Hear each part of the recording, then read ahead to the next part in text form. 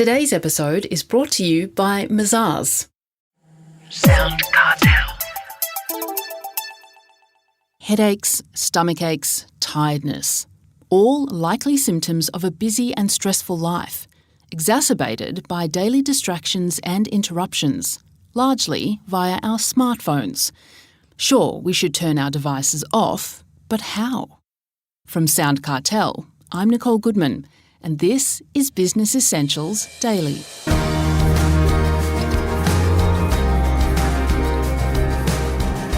Research reminds us that regularly switching off from the world, taking deep breaths, meditating, stretching, exercising, eating well, all help to maintain healthier, lower stress living. Occupational therapist Angela Lockwood has written a book on the subject called Switch Off: How to Find Calm in a Noisy World. Angela walks us through the kinds of habits we should adopt in order to slow down and take back control of our lives. First, Angela Lockwood tells Chris Ashmore why we feel so much busier these days. Technology has a big part to play because there's this constant connectivity. We're always switched on, whether it be, on a weekend, we still have our phones connected to us and we still, are constantly contactable by our phones and through our phones, even if we are at work or not. So that has a really big part to play, but it's not the only factor why people are so busy. There's also just a lot to do. Men and women's life roles are changing. There's no longer just the male as the breadwinner and the wife stays at home. Those roles have changed significantly. So now what we're trying to do is juggle so much more than what we used to juggle. And that's having an impact on people feeling like they need to do everything and never feeling like they're doing enough. What are some of the physical signs that we might be overwhelmed and that tell us it's time to switch off? We've got those real physical things that we all know. It's that persistent headache or the lower back pain that's sort of been niggling for a long time. It might be tension in the jaw, maybe feeling a little bit sick on the belly or having a head cold that won't go away.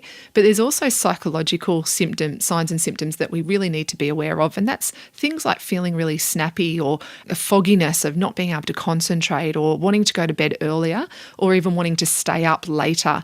And so some of these behavioural things we need to be aware of are just as important and can give us a really good insight into how we're currently functioning than just the general headaches and feeling unwell. So that snappiness and people saying, hey, what's wrong with you? You seem stressed, you look sick when you're not. It's all those things that we really need to tap into and be aware that those things are telling us it's time to slow down.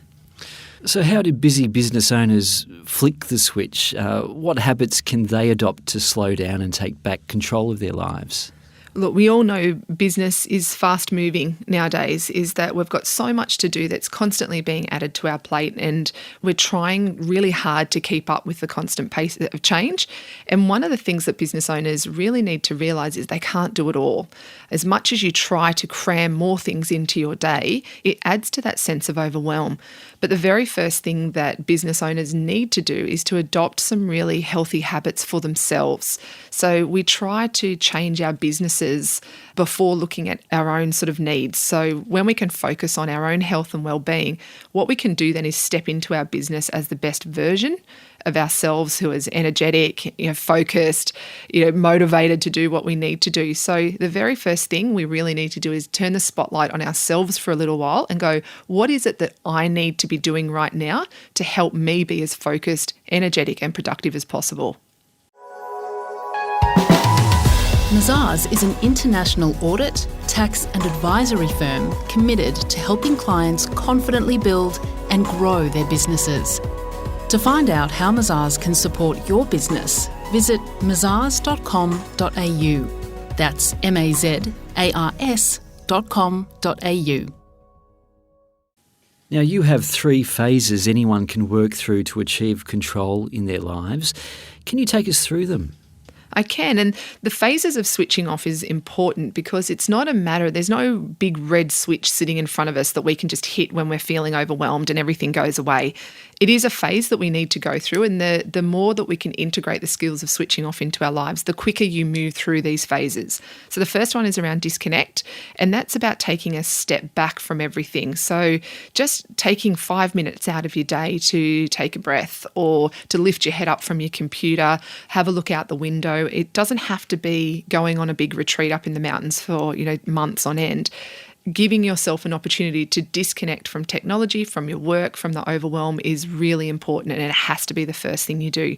The second phase is around re-energizing, and re-energizing is about creating some really great habits that allow you to clear your head when you're feeling overwhelmed. So it might be things like writing your thoughts down. It might be things around your own health habits. So getting outside and going for a walk, or, taking a lunch break would be a good start for lots of business owners. And the last phase is about refocusing. So learning what you know about switching off.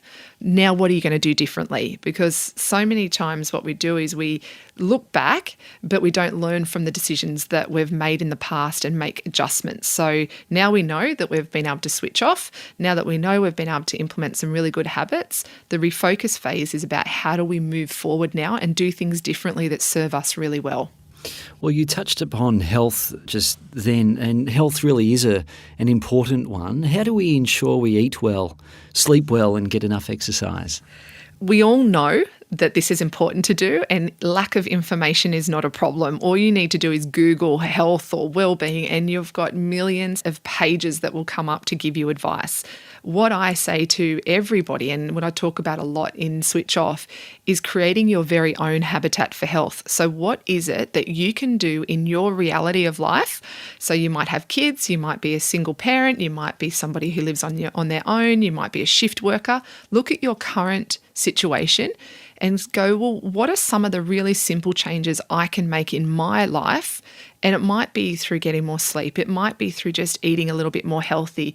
Or it might be, which is often what I find through doing a lot of mentoring with very busy business people, it's through preparation. So making sure you're prepared and you have really good structures in your life that help make health really simple and very easy to do. We create systems in our business because we know systems help streamline the way we do things. It's equally as important to create systems in our personal lives that will help make living healthy and being able to switch off really simple. Well, are there any other final reminders, Angela, about how we can reconnect and have a more fulfilled life?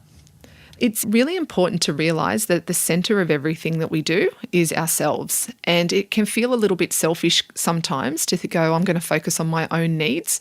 But ultimately, everything falls on your shoulders. So particularly as a business person, there's a lot of responsibility on you. So you need to be creating habits, creating good structures that supports you and your health. Because if you're dragging yourself through the day with no energy, foggy head, feeling like, you're just playing catch up every day, you're really not doing your best work and you're no good to anybody. So I would say definitely if you're listening to this right now and these messages are really resonating with you, it's time to take that step back and disconnect and think, well, what is it that I need to do that can help make a really positive impact on my health and well-being? And you'll find the ripple effect will be huge. That was occupational therapist and author Angela Lockwood.